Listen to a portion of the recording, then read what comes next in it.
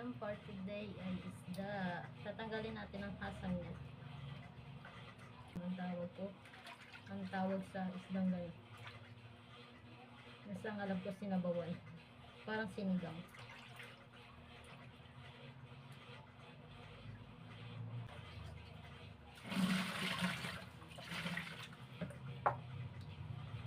Anihin ay gihiwa ko ng sibuyas, kamatis sa ulo niya.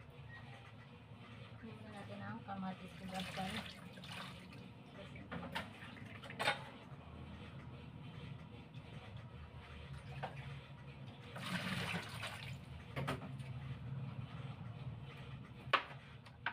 Hingin natin siya.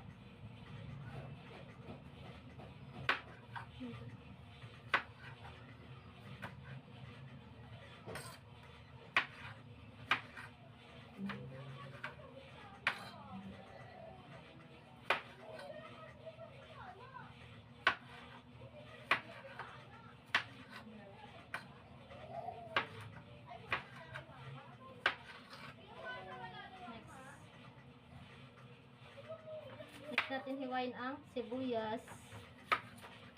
Siyempre hindi mawawalan sibuyas sa pagluluto natin. Pampasarap.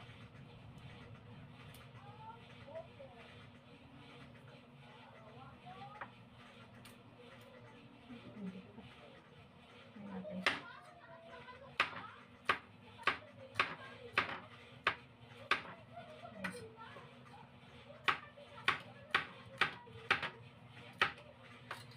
Sabi natin ito.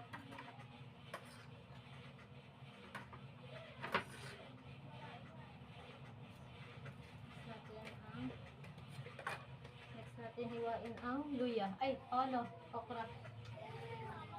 Next natin hiwain okra.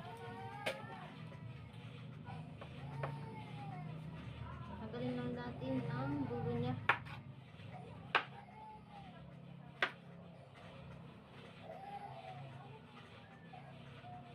Hatiin lang natin sa dalawa. Yan guys, sa dalawa. Para marami.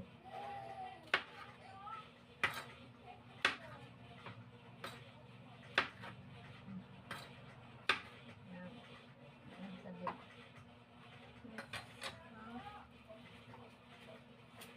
Next natin ang kalamansi. Kailangan natin ito. Ito ang magsisilbing na asin. Siya ang magsisilbing asin. Huwag natin.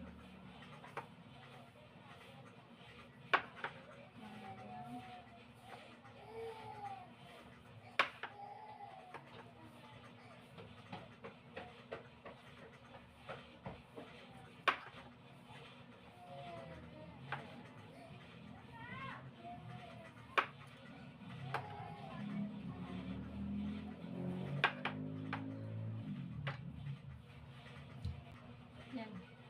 Ito na ang ating naiwa ko na mga panghalo ko sa ulam. Next natin ay yung gulay talbos. Kung tawagin, talbos ng kamote. Sarap ito guys. Yung talbos.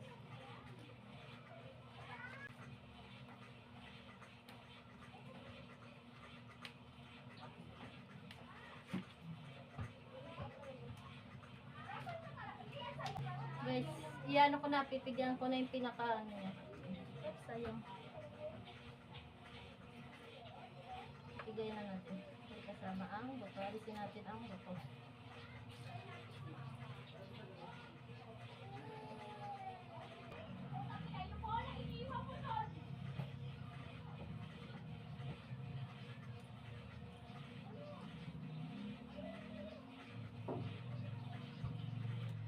Sisimulan na tayo pagsindihan natin ang kalan.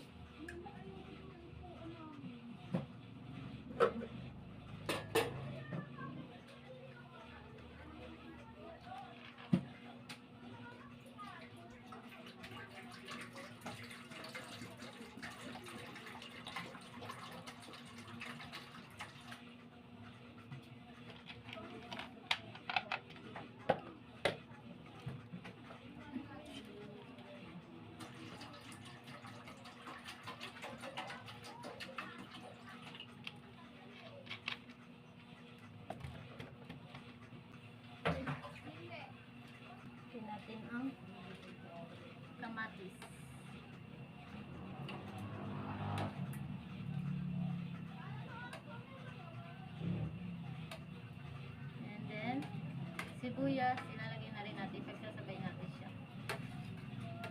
Parang nagluluto lang tayo ng sinigang. Kaso, ito naman, ang gamit niya ay kalamansi.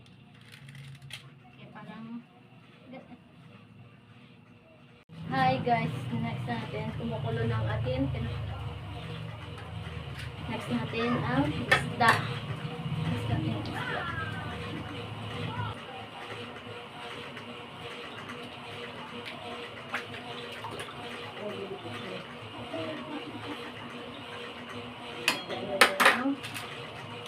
Magic sarap.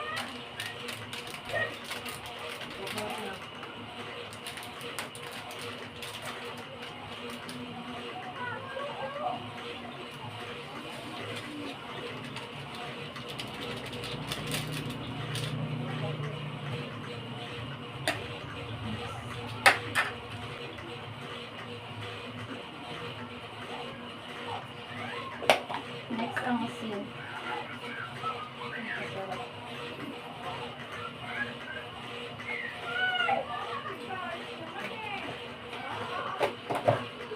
Ito yung sinasabi ko na ito ang magpapaasim sa kanya. Asim? Look. Sana masim. Sayang. Tinapin.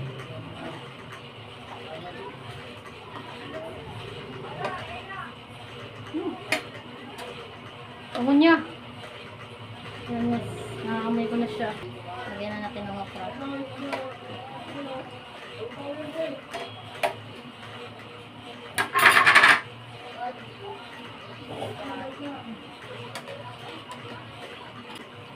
Best. Malapit na siya matapos. Lagyan na natin guys. Malinis na to guys ang gulay ah. Yung gasang ko na to.